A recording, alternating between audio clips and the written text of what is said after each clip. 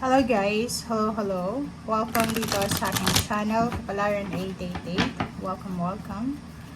Alamin natin kung anong messages, vibration, gabay energy para to sa lahat ng Taurus. Okay, Taurus. Ano ba ang messages? Ano ba ang energy na pwedeng makatulong sa'yo? Na pwedeng makapagbigay sa'yo ng guidance? Okay. Okay, Taurus, Four of Swords. Wow. Temperance. And then, Eight of Cups. Taurus. Okay. Ang nakikita natin dito, Taurus, is yung decision making to. Posibleng may iba sa inyo na gustong makipaghiwalay or may gustong subukan. Like, gustong mag-travel sa malayong lugar. Or pwedeng, yung iba sa inyo dyan, in a relationship kayo. And nasa long distance relationship siguro, nasa malapit lang. Pero parang may mga pagbabago sa routine mo and then routine ng karelasyon mo. And nakikita ko sir dito na medyo hindi mo gusto. Parang hindi mo gusto yung nangyayari. So, pwedeng uminit yung ulo mo, mawalan ka ng pasensya, ganito ganyan. So, sinasabi sa'yo dyan ng barahan na kailangan mong mag-isip. Pag-isipan mong mabuti yung actions mo. Pag-isipan mong mabuti yung mga words na sasabihin mo. Okay? Kailangan mo ng pasensya. Magpasensya ka. And kung ano man tong nagiging trigger sa emotion mo para magalit ka, mainis ka, magselos ka, kung ano man to, kailangan mo siyang hanapan ng kalma. So, ibig sabihin, pakalmahin mo yung iyong kalooban, hanapin mo yung tamang solusyon, answers. Bakit ka ba naiinis? Ano ba yung dahilan? Bakit ka ba umiiyak? Bakit ka ba malungkot? Bakit ka ba balisa? Bakit ba hindi mo, parang anong tawag dito? Parang yung iba sa inyo, sobrang sensitive ngayon. Mabilis magalit, mabilis magselos, mabilis yung emotion. Okay?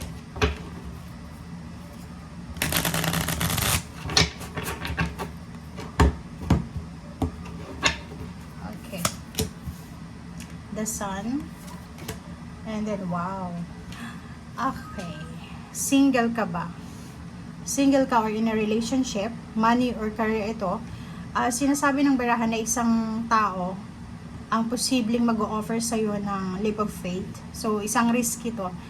Risky actions, risky decision na kailangan dito. So, pwedeng in a relationship ka, tapos may isang kaibigan ka or kakilala na ipapakilala ka sa isang tao, babae o lalaki ka man.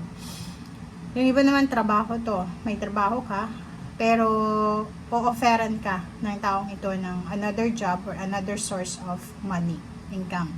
So, nakikita ko siya dito na may parang hope, pag-asa.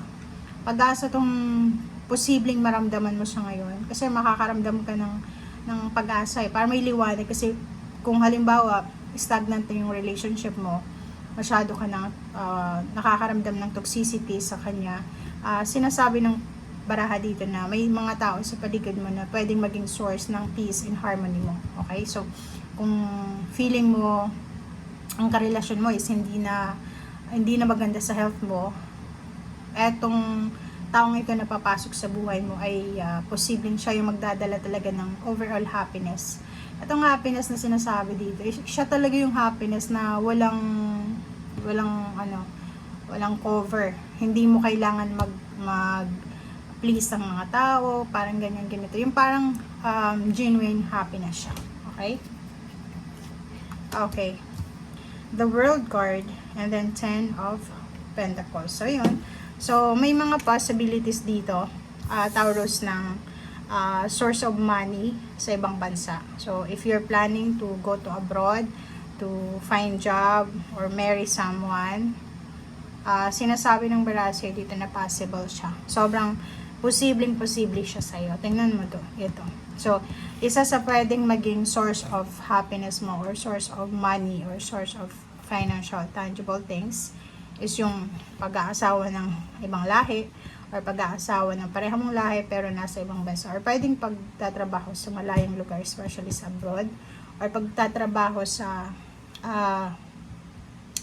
isang career or sa isang trabaho na yung transportation, parang palipat-lipat. Pwedeng cargo, driver ka ba? Or pwedeng yung iba nagtatrabaho sa barko, parang ganyan. So, comment down below if you resonated.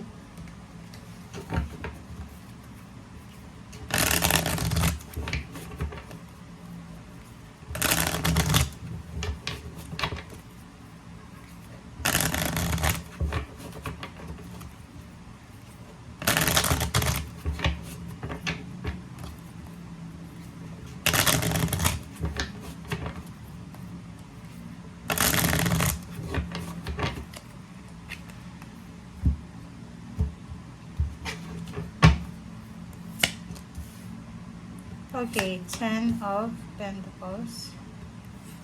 Wow. So, double confirmation dito yung 10 of Pentacles, guys. So, sinasabi ng brasser dito na dalawang wish fulfillment, dalawang accomplishment sa usaping pera ang posibleng mangyari sa'yo or dumating sa'yo. So, kita mo dito. Ito 10 of Pentacles, ito 10 of Pentacles. So, ang dami-daming choices, maraming choices, decision ka na posibleng mabubuo, ma-accomplish. Okay? It's either yun nga, travel, relocation, long distance work or career. Pwede din ditong pag-aasawa ng milyonaryo, mayaman, or pagkakaroon ng kaibigan na financially stable. Okay? So, may 7 of Wands ka dito. May kailangan kang proteksyonan sa ngayon. It's either kailangan mong proteksyonan yung trabaho mo, kailangan mong proteksyonan yung reputasyon mo, kailangan mong proteksyonan yung love life mo or yung family mo. Nakikita ko siya dito na ang medyo hindi lang dito masyadong maganda is yung mabilis ka na magalit, sensitive. So, kailangan mong iwasan, alisin sa iyong buhay, sa iyong habits, routine, yung sobrang mainisin,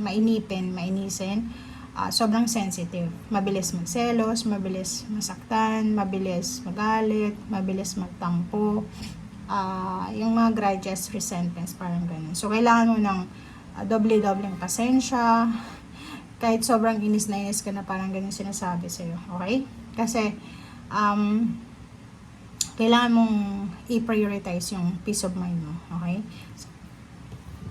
Kung hindi mo na papansin, yung blessings mo is connected sa peace and harmony. Parang ganun.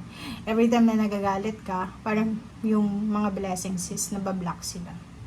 Every time nagiging masaya ka, umaapaw yung cups mo, parang ang ganda ng takbo ng life mo. Lalo na sa money. Diba? So, yun. So, aapaw yung cups mo, in the near future, magkakaroon ka ng sobrang kaligayahan, sobrang happiness, joy, emotional fulfillment. Pero sa ngayon, if hindi pa yan dumarating, kailangan mong magtiyaga muna. Diba? Parang gano'n. So, kailangan mong hintay muna. Parang gano'n yung sinasabi. Okay? Be patient. Okay? Patiently waiting.